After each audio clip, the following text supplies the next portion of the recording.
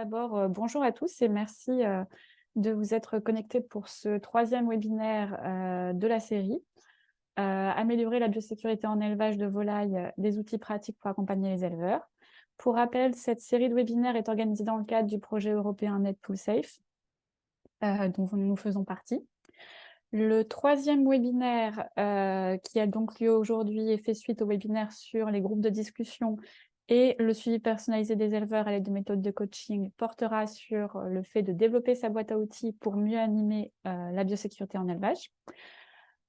C'est moi qui vais animer ce webinaire cette fois, donc Charlotte Varembourg, vétérinaire épidémiologiste à la SNGTV.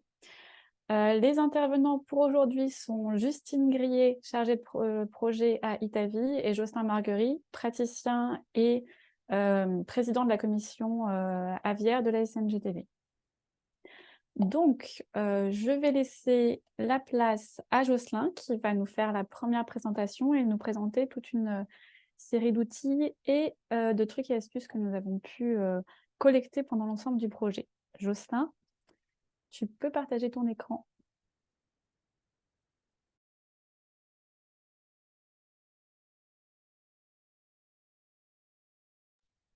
Oui, je vais partager mon écran.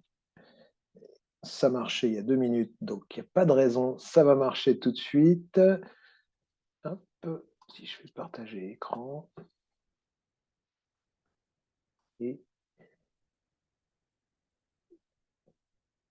je lance.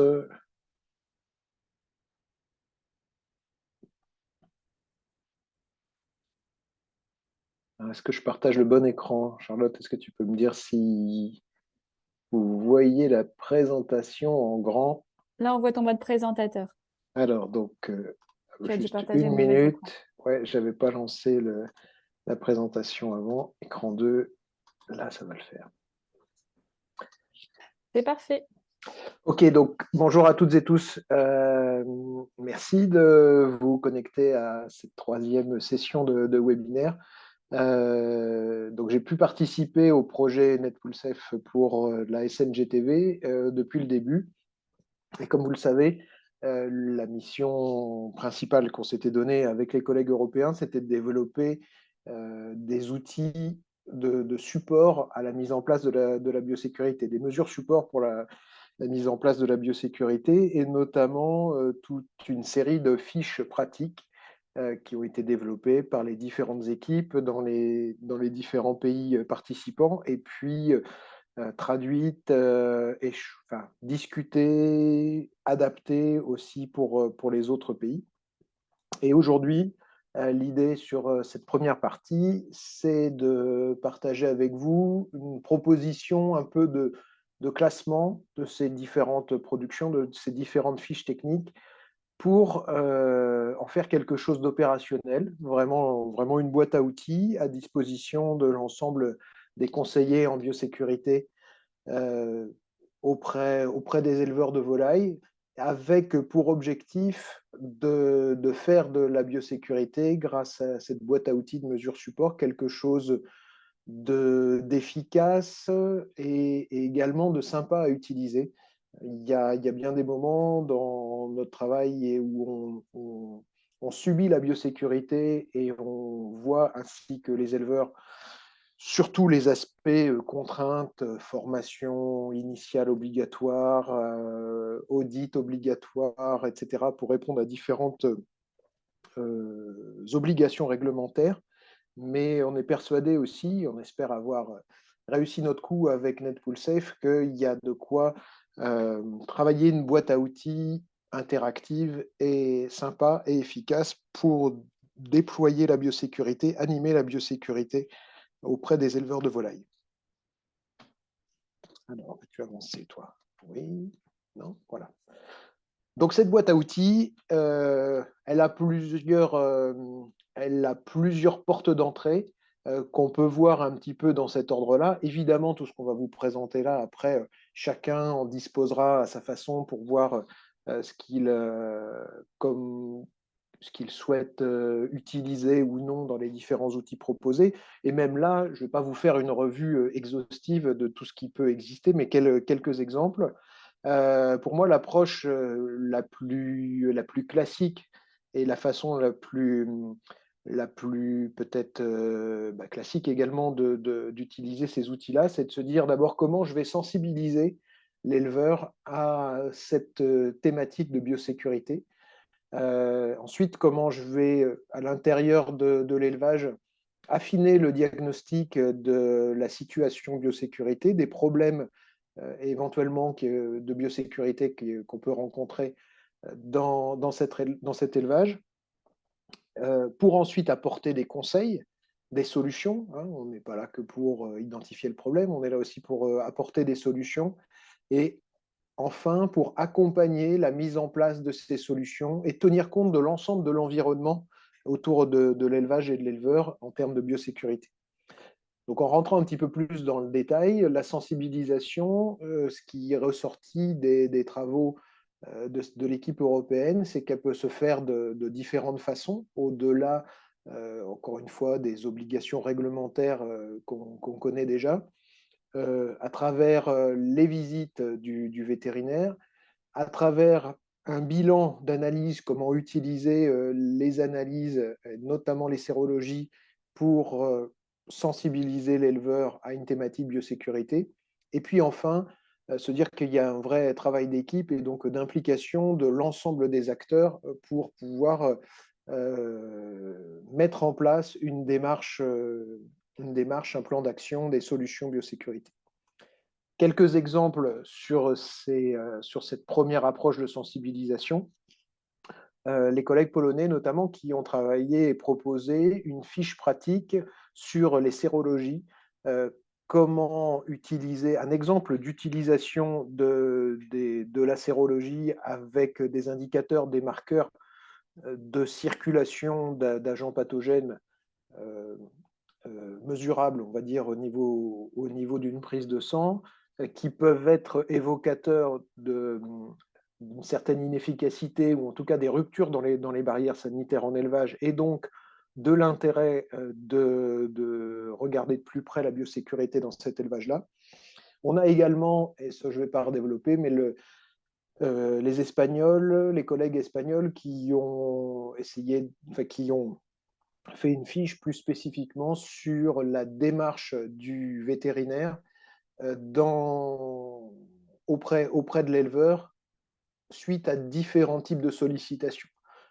Comment on peut aborder la thématique biosécurité après un problème sanitaire avéré en élevage, après, deuxième possibilité, l'identification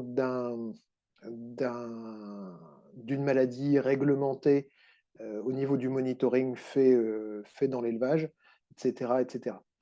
Pour revenir sur cette partie sérologie, vous êtes peut-être déjà familier, peut-être que lors des précédents webinaires, vous avez eu la possibilité de jeter un œil à ces fiches pratiques.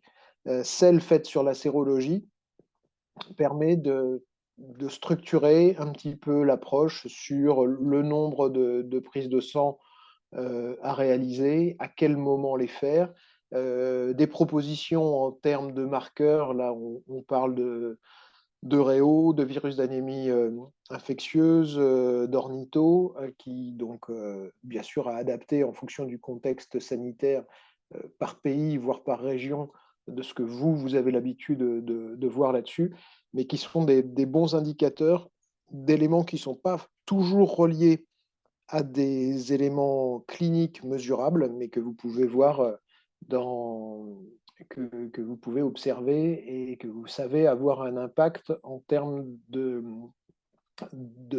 performance sur les animaux. Donc cette approche sérologie, soit organisée de manière par sondage, soit ciblée sur des élevages qui présentent des problèmes de performance aiguë ou plutôt chronique, eh bien, c'est pour nous une bonne porte d'entrée en termes de sensibilisation de l'éleveur à la biosécurité. Sur cette partie sensibilisation, il y a aussi l'idée de l'implication de beaucoup d'acteurs de l'ensemble des acteurs et pas seulement l'éleveur et son conseiller principal, par exemple, pas seulement l'éleveur et le vétérinaire, autour de cette mission-là. C'est une fiche qui a été développée par nos collègues néerlandais et qui explique, qui donne des pistes pour l'organisation d'une réunion bilan et d'une réunion de définition des objectifs par rapport à l'amélioration de la biosécurité dans un élevage. Ça donne à la fois des trucs et astuces très concrets sur les étapes à bien respecter en termes d'organisation des réunions de ce groupe, et puis également des points qui sont toujours bons à rappeler en termes de définition des objectifs, des objectifs qui doivent être, comme vous le voyez là sur la photo du milieu, spécifiques, mesurables, atteignables, réalisables et temporellement définis, des objectifs SMART pour réussir à impliquer tout le monde et puis à tenir les objectifs en termes de suivi de ce dossier d'amélioration biosécurité en élevage. Ces réunions, elles peuvent être aussi motivées par des considérations économiques, notamment, et là il y a une autre fiche développée par les collègues espagnols, notamment si on a des maladies ou des présences d'agents comme des salmonelles qui ont des conséquences sur des pertes économiques fortes, que ce soit au niveau de l'élevage, mais aussi derrière au niveau de l'abattoir, par exemple. Donc une fois qu'on a sensibilisé l'éleveur et son équipe, l'ensemble de ses accompagnants à l'intérêt d'aller creuser la partie biosécurité, il faut qu'on avance sur le diagnostic. Et le diagnostic, il peut reposer d'une part sur des audits et aussi sur des contrôles. Je pense notamment à des contrôles de nettoyage des infections ou des contrôles des intrants comme l'eau. Et là, vous avez également différentes fiches qui ont été créées. Certaines vous ont déjà été présentées dans les précédents webinaires, notamment les outils d'audit, d'aide à la biosécurité, notamment l'audit biosécurité Pulse développé par l'ITAVI. Et vous pouvez, pour aller peut-être compléter, adapter votre approche aux différentes typologies d'éleveurs, aller voir aussi ce que les collègues allemands ou espagnols ont pu développer comme outil spécifique d'audit biosécurité.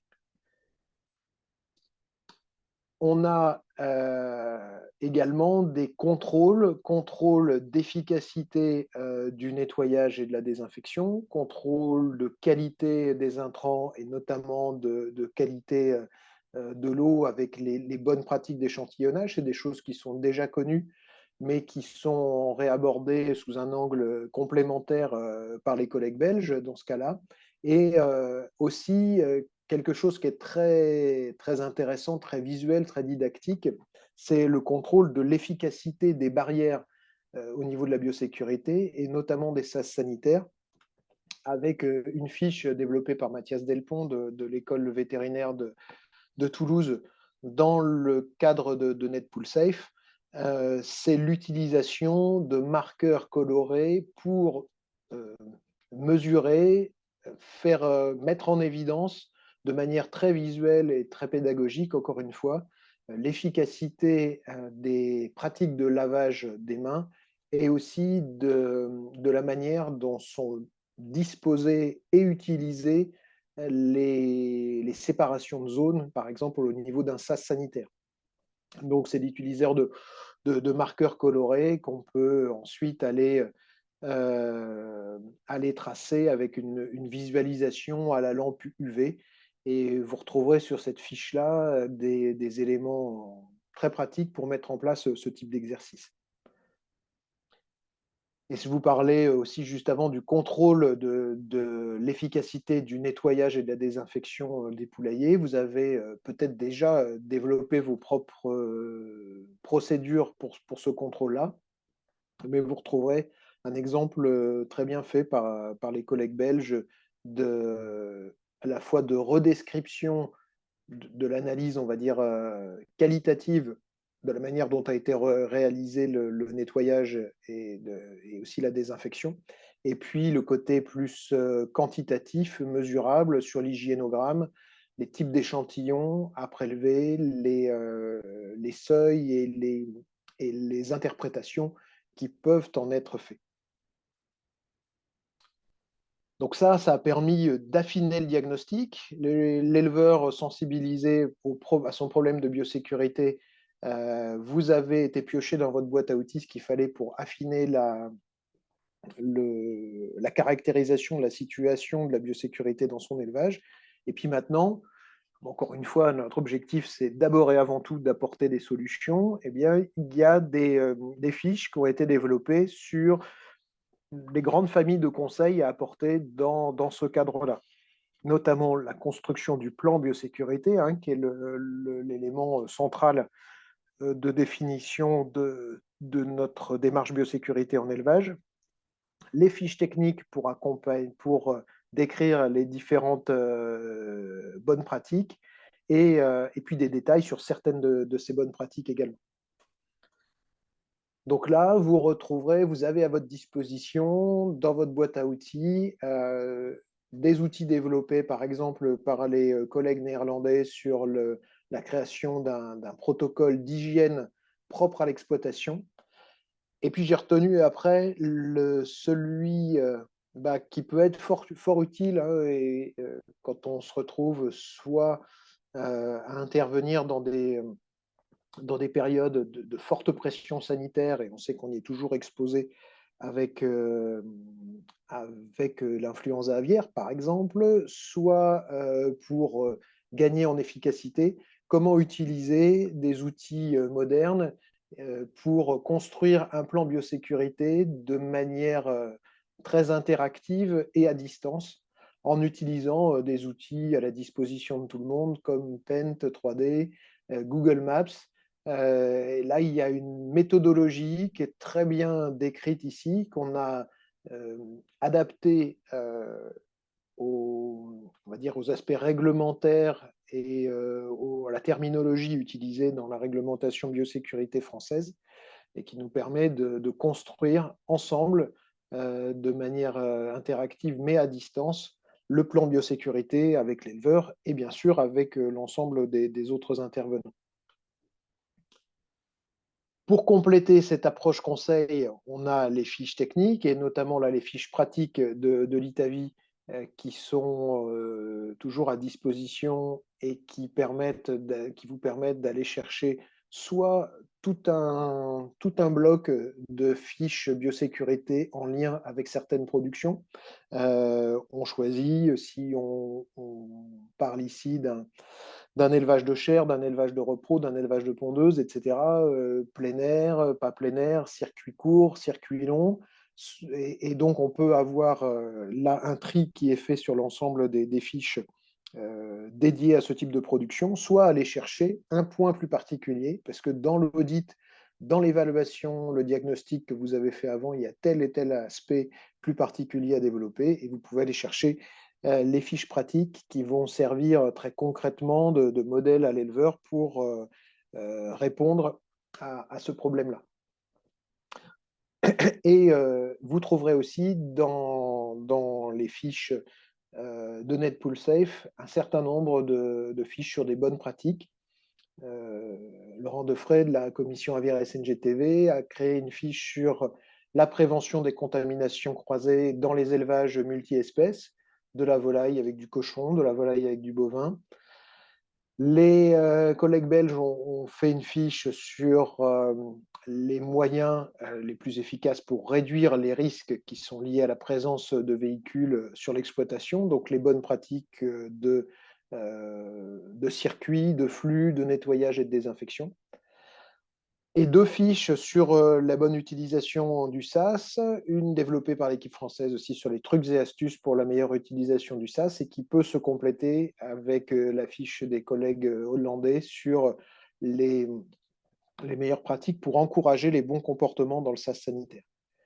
Donc vous avez cette fiche qui reprend les aspects conception, aménagement, organisation et et bonne utilisation pour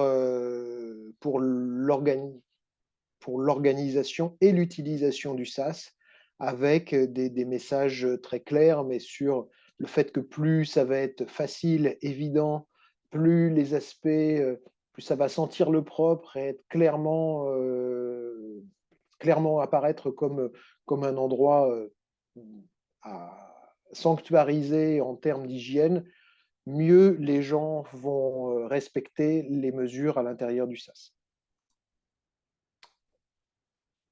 Donc, pour finir, évidemment, tous ces aspects-là nécessitent un accompagnement à la fois sur la durée pour l'éleveur, aussi pour l'aider à mettre en pratique l'ensemble des conseils que vous avez développés là, et puis également pour prendre conscience de l'environnement, c'est-à-dire les autres intervenants, tout ce qu'il y a autour de son élevage, et, lui dire qu'il n'est pas tout seul dans cette démarche-là et qu'il y a aussi des choses qui sont faites pour que les autres intervenants contribuent à la bonne réussite de son plan biosécurité.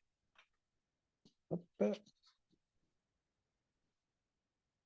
Donc, pas mal de fiches sur ce côté-là qui qui concernent les autres intervenants, les équipes de ramassage et de vaccination, hein, une fiche co-développée par les Italiens avec les Belges, une fiche sur les meilleures pratiques de protocole pour la collecte des œufs dans les élevages de pondeuses et de reproductrices, une fiche qui concerne la biosécurité en élevage lors de la livraison d'aliments, les véhicules, les flux, le nettoyage et la désinfection aussi. Et puis sur l'environnement et les autres acteurs concernés, intéressant parce qu'on entend souvent dire les éleveurs, bah oui, mais moi on me demande ça, mais regarde la basse-cour à côté, il ne respecte pas, ou bien il y a mon voisin qui fait ci et ça avec ses appelants et tout. Donc les Polonais qui ont redéveloppé une fiche spécifique sur les principes de biosécurité pour les chasseurs. Ça concerne à la fois le voisin chasseur, mais aussi l'éleveur chasseur. Et puis une fiche très sympa développée par les Hollandais sur la carte postale pour les éleveurs de volailles de basse-cour en période d'influenza aviaire, où ils proposent une démarche sur les messages très simples, les visuels. Et là, on peut remercier encore Mathias Delpont, hein, qui a beaucoup contribué à l'ensemble des petits dessins qu'on utilise dans le travail NetPool Safe. Des cartes postales qui peuvent être mises à disposition des mairies, des acteurs locaux qui peuvent avoir une démarche incitative, positive vis-à-vis des éleveurs non professionnels autour de nos élevages de volailles. Évidemment, et ça vous l'avez déjà vu dans les webinaires précédents, pour mieux profiter de l'ensemble de ces conseils en termes de biosécurité, il y a l'approche participative, les meilleures pratiques sur l'animation d'échanges entre des éleveurs et autres acteurs également sur la biosécurité. Donc une fiche développée par l'ITAVI. Et puis des fiches plus spécifiquement sur le coaching, l'accompagnement des éleveurs, comment on porte ces conseils. Je ne veux pas redévelopper parce que c'est quelque chose qui a été bien expliqué par les collègues lors du webinaire précédent. Et de la formation également, formation des éleveurs à la biosécurité, au-delà de ce qu'on peut faire peut-être en formation réglementée obligatoire, formation qui peut également s'appliquer telle que les collègues italiens l'ont fait sur une visite virtuelle de ferme avec des pratiques conseillées en termes de réalisation de cet aspect dématérialisé. Donc juste pour exemple, la construction de la fiche belge sur les contenus, la manière dont on peut organiser une formation biosécurité pour les éleveurs. Donc tout ça, je l'espère, va nous permettre d'avoir une fiche technique une boîte à outils, pardon, bien achalandée pour pouvoir accompagner les éleveurs.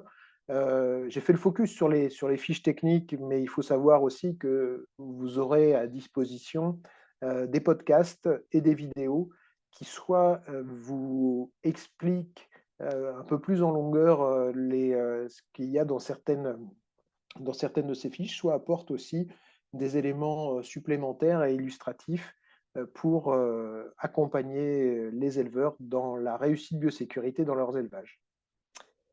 Et voilà, j'en ai fini pour moi. Merci beaucoup, Jocelyn. Et ben, on va garder la 5 minutes pour les questions si vous en avez. Si vous n'en avez pas, on passera les questions à la fin après la présentation de Justine. Donc, pour poser les questions, je vais vous demander de lever la main afin que je puisse vous donner la parole ou alors d'écrire dans le chat. Je peux aussi lire vos questions dans le chat.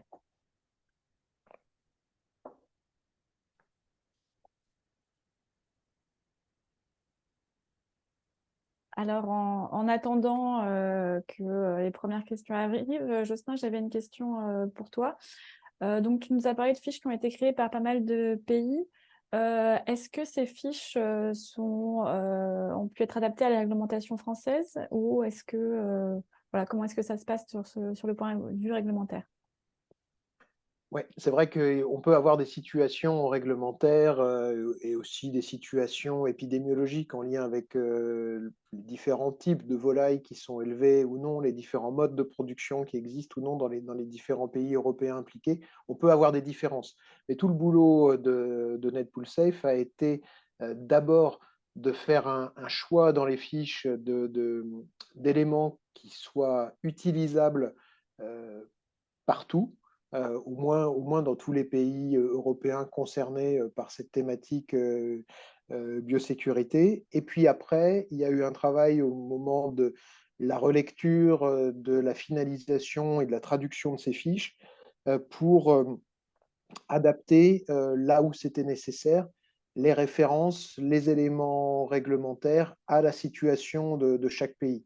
Donc, vous allez retrouver dans ces fiches des éléments qui sont à la fois qui peuvent paraître très spécifiques de tel ou tel pays, mais qu'on a essayé d'adapter au mieux à chaque situation. Et l'ensemble des fiches que je vous ai présentées là sont tout à fait utilisables et opérationnelles pour des acteurs de la volaille en France.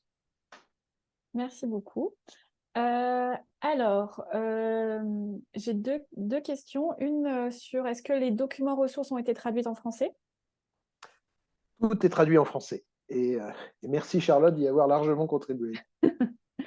Et une question qui va me permettre de faire le lien avec la présentation suivante, donc où les différents documents présentés, où sont disponibles les différents documents présentés.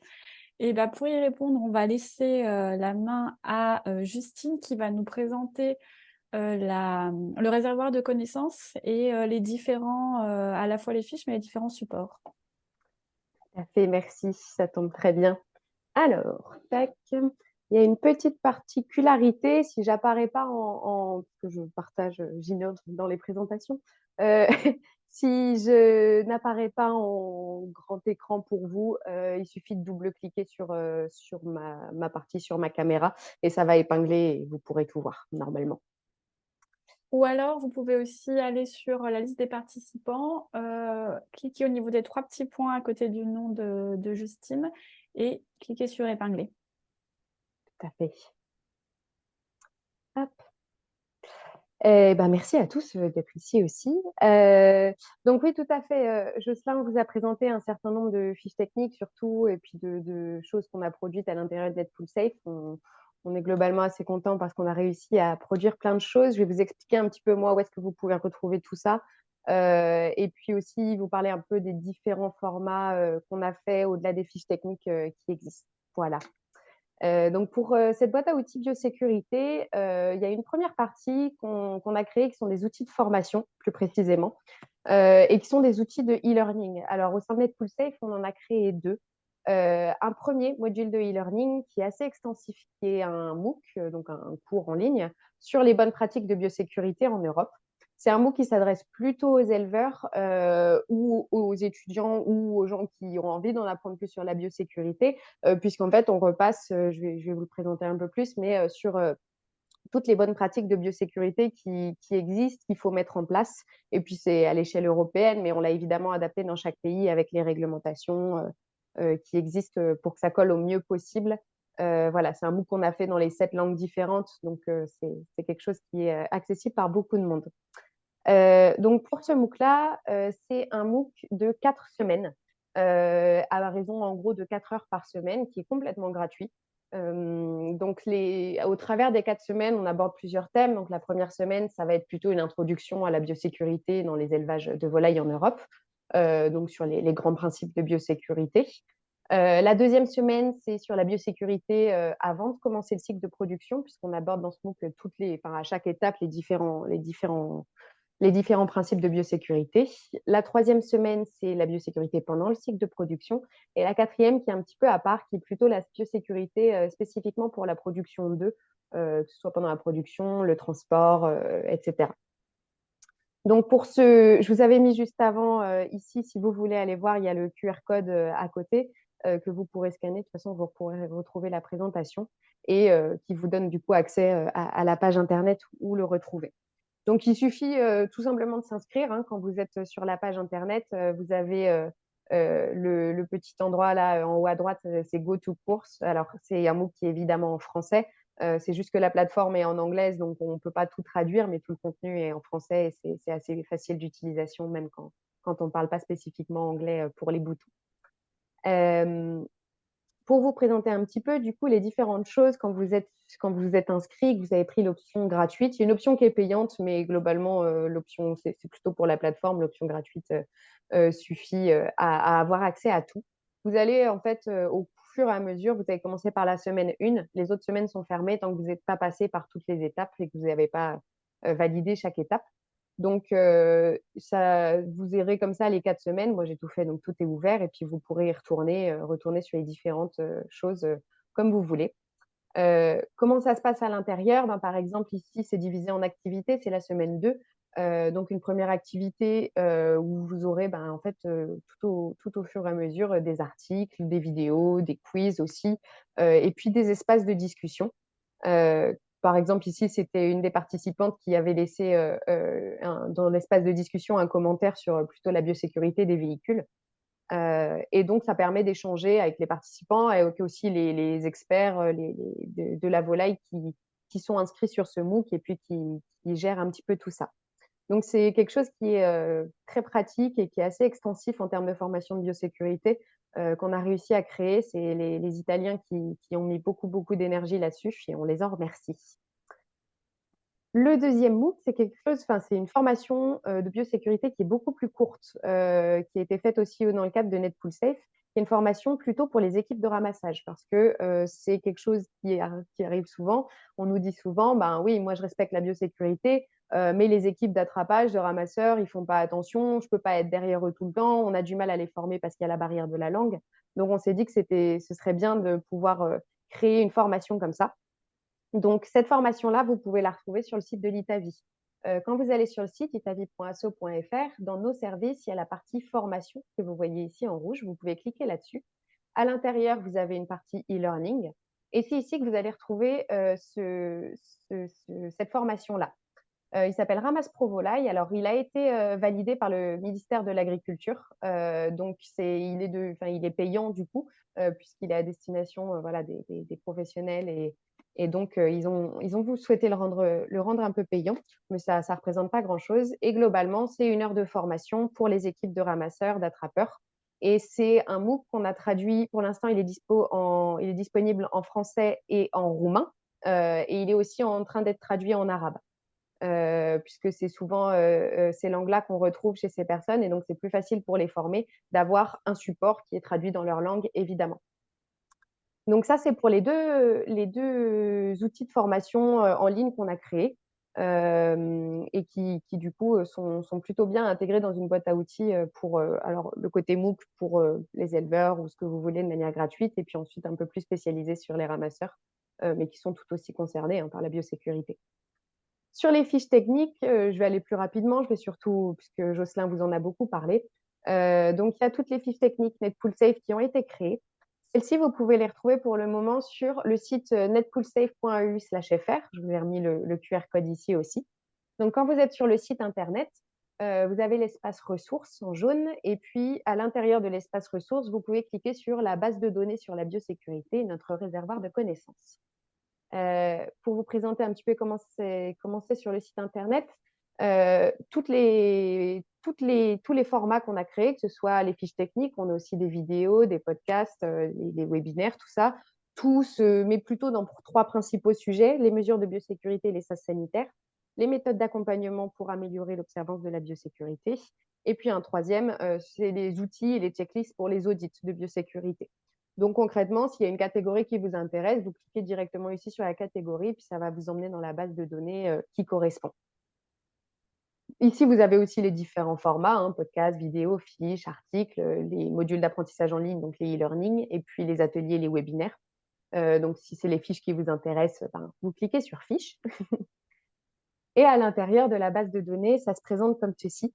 Donc vous avez à droite toutes les fiches techniques qui s'affichent comme ça.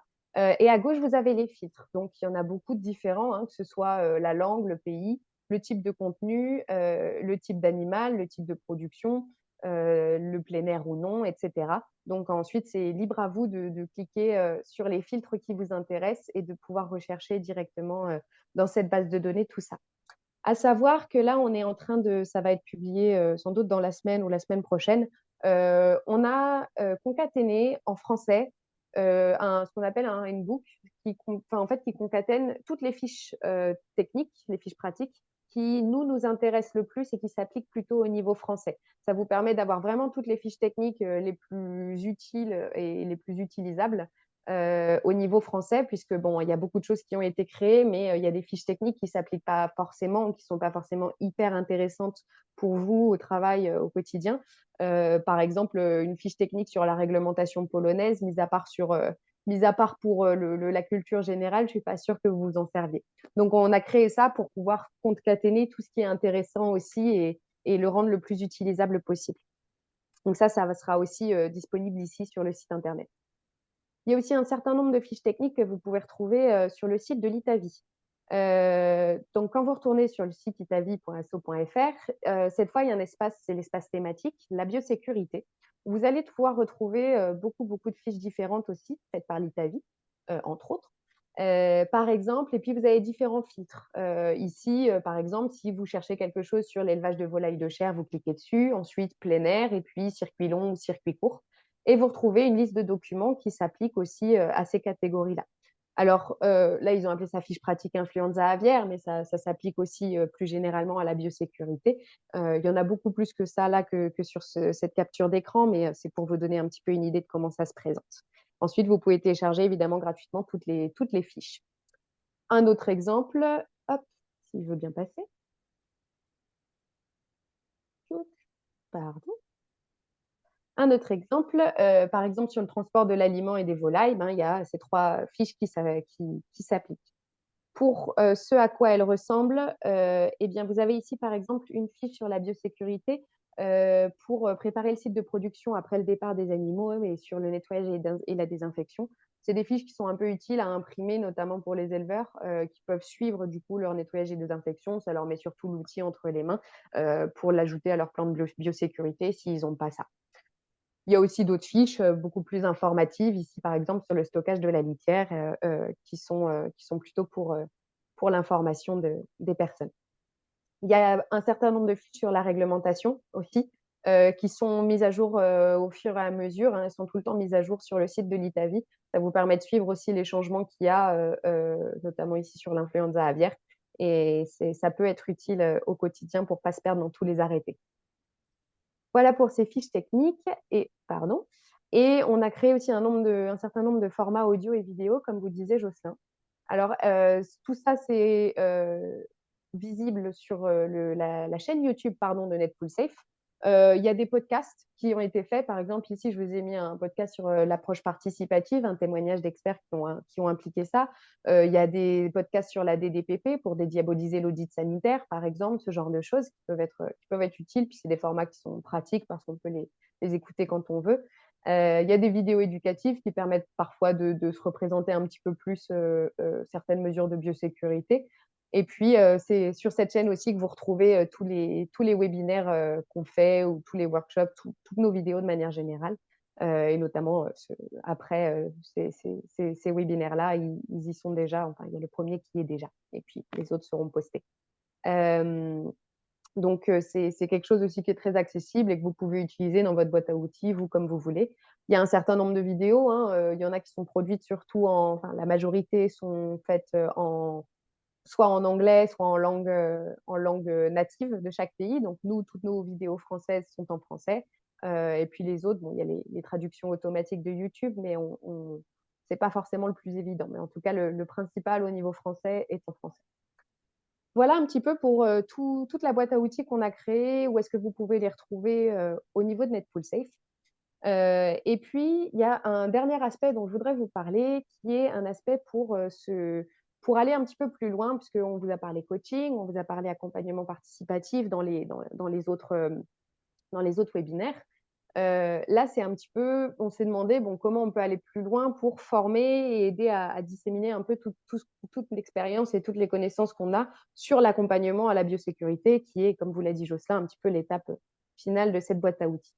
Donc, en fait, on est en train, nous, au sein de Netpool Safe, de créer, alors on appelait ça une Winter School, mais c'est une espèce de petite formation qui serait en présentiel d'une demi-journée à une journée, plutôt pour les conseillers ou les vétérinaires, les gens qui seront amenés en fait à accompagner les éleveurs sur leur biosécurité.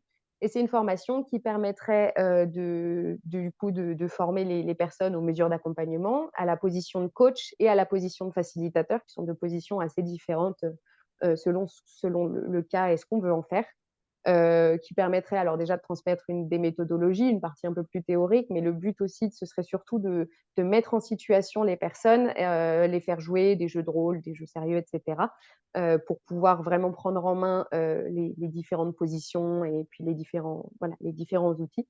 Et à la fin, ce qui serait très chouette aussi, ce serait de pouvoir ensemble co-construire du coup avec tous les participants leur boîte à outils. Alors nous, on a un certain nombre de choses, mais chaque personne vient aussi avec son bagage d'expérience, son bagage d'outils, des choses qu'il connaît.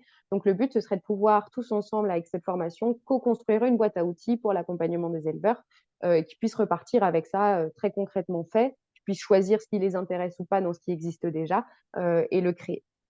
Je vous ai mis ici un petit sondage, si vous avez 2 minutes. C'est pour nous aider justement à créer cette formation-là. On se pose certaines questions. Est-ce qu'on implique des gens d'une seule OP? Est-ce qu'on mélange des gens de différents horizons pour ce type de formation? Il y a 4 questions en gros. Donc, si vous avez 5 minutes pour le remplir, ce serait super. C'est sur ce QR code-là. Et puis voilà, donc ce serait plutôt, on la mettrait en place plutôt en mars 2024. Donc n'hésitez pas aussi, si c'est quelque chose qui peut vous intéresser, à m'envoyer un message aussi, l'écrire dans le chat, et puis je peux vous recontacter ou à me recontacter directement. Voilà un petit peu pour moi, et puis pour toutes ces fiches techniques sur la biosécurité. Je vais peut-être vous laisser ça si vous voulez le QR code. Et voilà, et je vous remercie de votre attention et puis de votre participation à tous les webinaires aussi, pour ceux qui ont tout suivi ou pas. Merci Justine pour cette présentation très bien réalisée avec précision et, et les choses qui bougent dans tous les sens.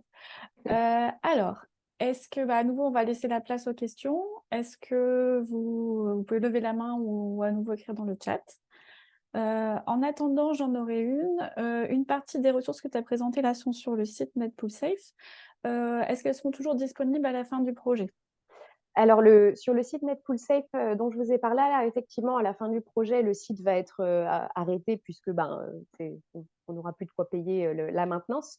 Par contre, toutes les ressources qui ont été faites ont été créées. Alors, elles vont se retrouver à 2 endroits. Elles seront mises notamment sur le site de l'ITAVI pour les plus intéressantes, le handbook dont je vous ai parlé, en tout cas les choses les plus appliquées à nous. Et pour toutes les ressources européennes, on est en contact avec une chose qui s'appelle le EU Farm Book.